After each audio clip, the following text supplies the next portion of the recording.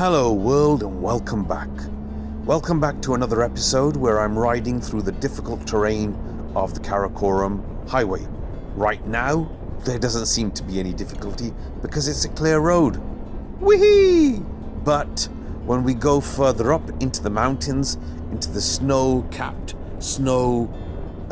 drenched, snow-covered mountains, then you'll realize how difficult the path is. And first and foremost, I would like to say thank you for all those that support me, watch the channel. I know I have a mixed bag because sometimes you see things that are moto vlogs, sometimes you see things that are travel vlogs. But the point is, I'm trying to just mix it up. I'm trying to make it interesting. I love moto vlogging, but I also love traveling. I love hiking.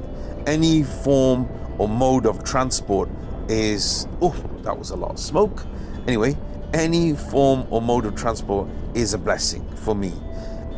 Now, without further ado, let's continue with the journey. Oh, lest I forget, let me introduce you to my steed, the Benelli TRK 502X. Now that that's out the way, let's get to the tough terrain, shall we?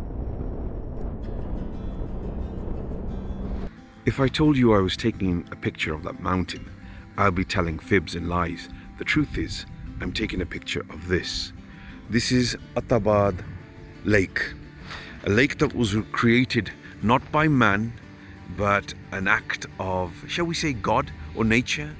There was an earthquake and a mountain collapsed to create a void, which glacier water and rainwater has collected in since to create this lake. Now, this lake doesn't seem very big, but over there, round the bend, it carries on, and it is a big lake. And previously, because there was no road after the earthquake, you would have to take your car across the lake to the other end of the road by boat. But hopefully, if we have time, I'll try to get a boat ride and show you that in more detail. But a beautiful sapphire lake. So Attock Jil, and I believe that is Basu, in fact, cones. It's quite a contrast. The bland, natural colors of the mountains, and now the sapphire blue has changed to a murky green. But you've got this infusion of color through the boats, and yeah, something to behold.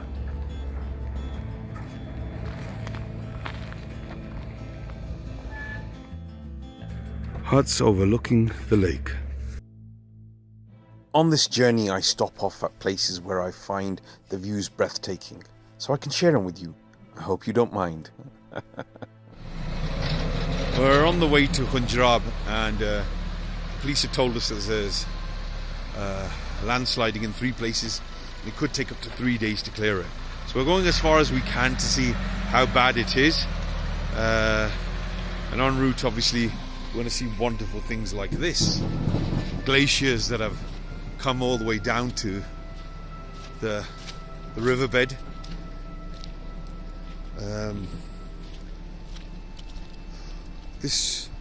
These roads often remind me of Tolkien's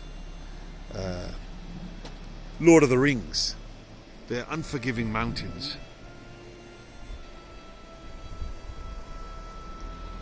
unforgiving rivers, and unforgiving paths that we take. We're in front of a glacier that's sort of come all the way down to the river, and you can see the river actually penetrating the glacier underneath and coming out from in front. So we'll go to the other end of the river, and it's an unforgiving mountain for sure.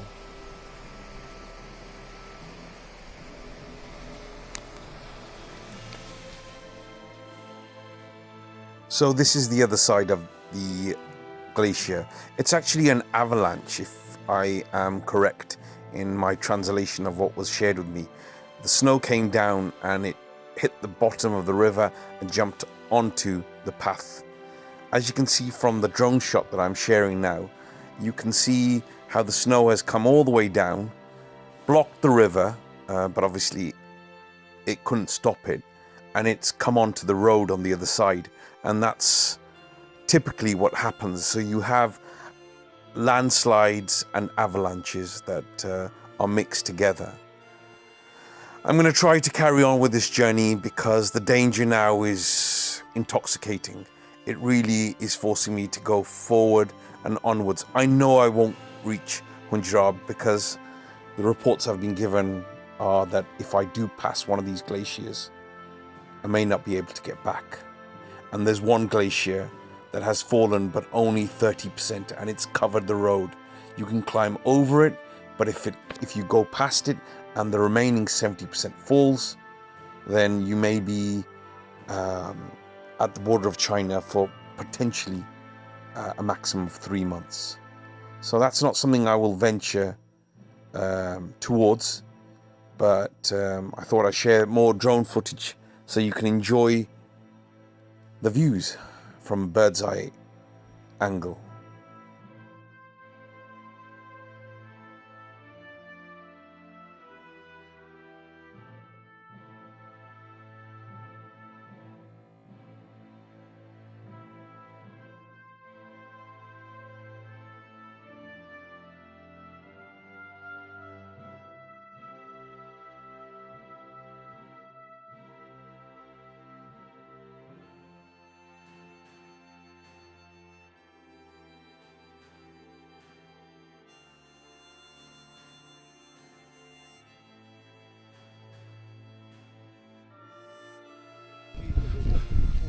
So as you can see, there's landslides. 3 landslides have hit the Karakoram highway towards Khunjarab. The first one, however, was actually a glacier that came down from the opposing mountain, and it hit so hard the riverbed it shot up and covered the opposing road, this road. But we've got some plows that are coming to clear the snow. We've walked over the snow. Being from Britain, you know, snow doesn't really affect us that much, even though Britain hasn't had serious snowfall, but over our lifetime we've seen plenty. So onwards and upwards we go, or onwards and downwards we go, but there are 2 more landslides approaching, and one of them is supposed to be substantial. So obviously if sense was our middle name, we'd turn back and go back, but unfortunately right now it's Tweedledum and Tweedledee. I'm going to go with D. I'm going to give him Dum. That's my travelling companion, Ali from High Wycombe, and I think it's more the fact that we want to see. This is sad, and I shouldn't say this, but we want to see the devastation of this landslide. You know, we don't want to go viral with it, but you know, you're here in this vast, unforgiving environment, and you want to see what is the landslide. So we saw the last one, and that was, I've taken drone footage of that. That is snow that came from the opposing mountain, as I said. So that was okay, that was easy to cover. But the next 2, I believe, are landslides, are rockfall. So let's see what it brings. When we get closer, I'll make contact again. Very rare and often hidden in the mountains. People seek them out with very little luck. My knowledge of wild animals of Pakistan and the Karakoram and Himalayan range is limited, but I do believe these are Ibex and are very rare to find. So folks, I'm really dizzy, can't walk properly. You can see the ledge at the top. Part of that ledge has fallen and it's come down to here. And over there, you can see it's covered the road. But the problem is that ledge can fall at any time. And if it does, it will cover this road, because it will move this snow, and we don't know how much snow is at the top of the ledge. So it's really high altitude. I'm literally walking 6 inches at a time. I can't walk, I can't breathe. The car's reversed back. We told them go back, because any sudden movement, any honking of the horn, any revving of the engine could drop that ledge. And I'm telling you now, I think I've got to walk another 100, 200 meters to clear that ledge. So folks, that was it.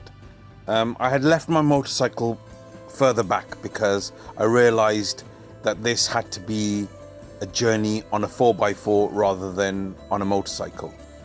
And as I mentioned earlier, I met a chap from High Wycombe, the UK, United Kingdom, and he was happy to have me as company, so that was great. We're heading back. You can see from possibly the railing that we're going extremely slow. The fact of the matter is, you can't get grip on this surface. And even at this pace, it's very difficult to apply brakes and hope to stop very quickly. So that's the plan, to head back down. And hopefully we get to the bottom. Of course I got to the bottom. Anyway, in the distance you can see wild yak, a magnificent, strong creature that probably, along with the Ibex, are the only two creatures that could survive this fierce climate. You can see the road ahead, you can see the mountains in front, and though they look hostile, they are absolutely beautiful. In fact, everything here is extreme. The weather here is -30. The terrain is, as I said before, unforgiving, but it has to be done, doesn't it? It's a close-up of snow. But no, that's not why I brought you here. I brought you here to see that.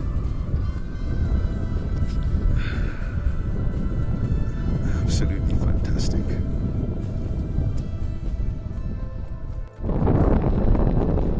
You can see the road at the bottom.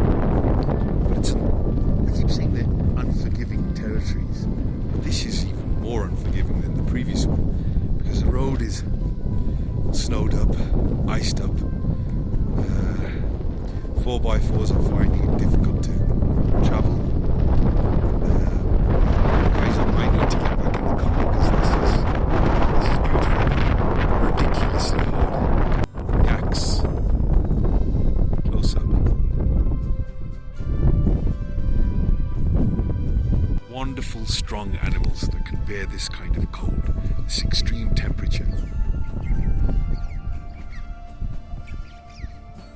It's just phenomenal. So you understand, though this is not the Arctic, you feel as though you're being battered and bruised by Arctic winds. I'm gonna share something which is quite embarrassing, but my nose is running, and before it gets to my upper lip, it freezes into ice. This is how cold this is. So folks, back to a road where the sun shines and the snow is something in the very far distance. That was a tough journey, and if I said the journey's over, that would be a lie. I will be pursuing other places on this Karakoram highway, little valleys that come off it. But until next time, please do keep positive, keep smiling, and for those that are on two wheels, please ride safely. Thank you for watching. Take care, folks. God bless you all.